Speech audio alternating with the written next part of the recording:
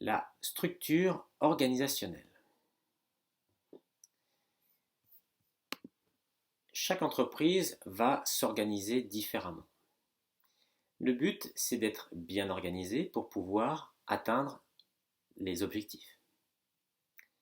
Là, l'objectif, c'est de réaliser des projets. Donc, on va envisager la structure organisationnelle par rapport à la gestion de projet. Ce n'est pas une théorie générale sur la structure organisationnelle.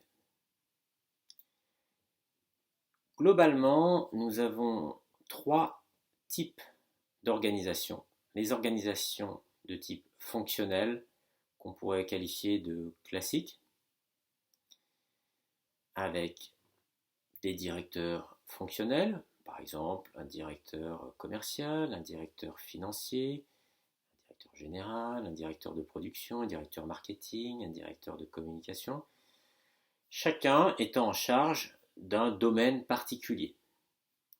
Ce directeur a tout pouvoir souvent sur les ressources qui sont dans son département. Pour un chef de projet, ça veut dire qu'il n'est pas responsable directement des ressources, puisque ces ressources sont rattachées à un responsable fonctionnel, avec peut-être même plusieurs niveaux de hiérarchie en dessous de lui. On peut dire que c'est le style le moins adapté pour la gestion de projet, et malheureusement c'est le style le plus classique, celui qu'on le trouve le plus fréquemment dans les organisations. Autre style plus classique, le style un petit peu moins classique, pardon, le style matriciel.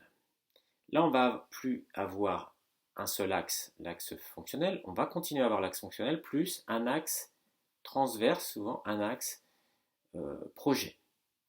Ça veut dire que le chef de projet va prendre des ressources dans chaque direction fonctionnelle et ensemble, on va former une équipe pluridisciplinaire avec peut-être l'analyste qui vient de la comptabilité, les développeurs qui sont à l'informatique, les testeurs qui sont dans un autre métier, l'exploitation.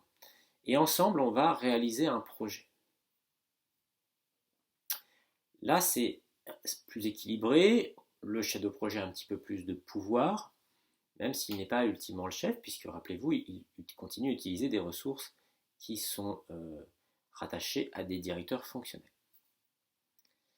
On va dire qu'on peut avoir du matriciel faible, équilibré ou fort en fonction du poids du chef de projet. Fort par rapport au chef de projet. Enfin, dernier type d'organisation, les organisations par projet. Là, tout est vu comme un projet. Le chef de projet répond directement à un manager de l'entreprise, qui peut être le directeur général, et ce directeur général lui donne tous les pouvoirs, toutes les ressources nécessaires, le temps, les moyens pour réaliser le projet. Donc là, évidemment, c'est l'idéal, hein, c'est un peu le paradis pour le chef de projet. Ça existe, bien sûr, ça existe. Parfois, on va calquer le produit avec le projet, donc on est directeur de produit, mais en même temps, on est responsable de développer le nouveau produit.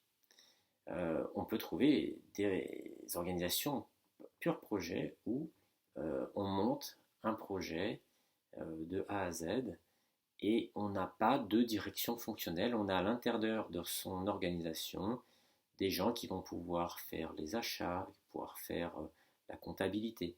Mais tout ça à l'intérieur de l'organisation projet. Donc on n'a plus de besoin de direction fonctionnelle dans ce type d'organisation. Et là, effectivement, le chef de projet a tout pouvoir, mais aussi toute responsabilité. C'est une approche moderne qui est complètement dans l'idée d'une entreprise dans le mouvement, une entreprise dans le projet.